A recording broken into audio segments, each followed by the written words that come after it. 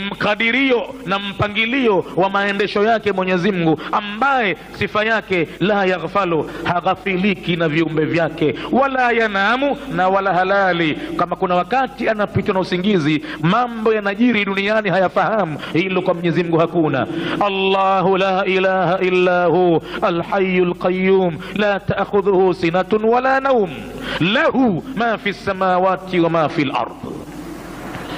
Mwenyezi Mungu huyu aliyempeleka Musa akaokotwa pale ni Mwenyezi Mungu anayejitaja sifa zake Al-Hayyu, ni mwenye uhai usiolingana na uhai aliyowapa viumbe vyake kwa kutegemea hewa ya oksijeni mpaka wapate hewa hiyo ndo waishi vizuri. Hapana, ye Al-Hayyu Al-Qayyum, mwenye kujisimamia mwenyewe bila ya kuhitaji msaada wa oksijeni, wala usiku wala mchana wala jua wala mvua, hahitaji vitu hivyo, wala nyama ya kula kwa ng'ombe na mwingine, wala maziwa.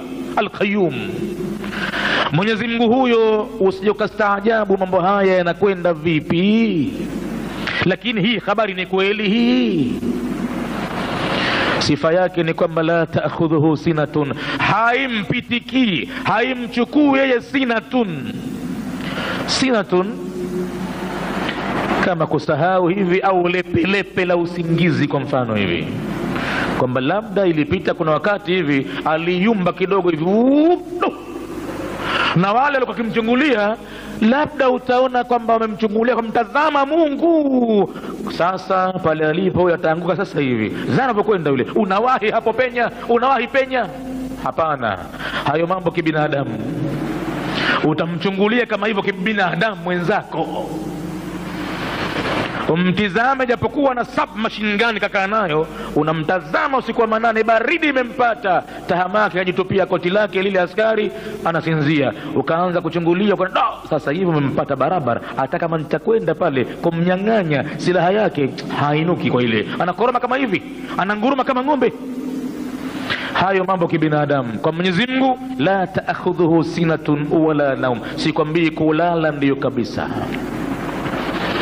Sifa nyingine kwa Mwenyezi Mungu huyo aliyempeleka Musa, ambaye kamtamkia maneno makubwa mno, tumeyataja mwanzo wa kisa hichi. Alimwambia walitusnaa ala aini, na ili uhifadhiwe Musa juu ya hifadhi yangu, juu ya ulinzi wangu. Isitoshe, waalqaitu alaika mahabbatan minni. Huyu ndio mtume anaopelekwa bwana, ufalme uko hapo. Kama wataka kuichunguza Qur'ani uipatie faida, sasa kaa makini uipatie faida Qur'ani hii.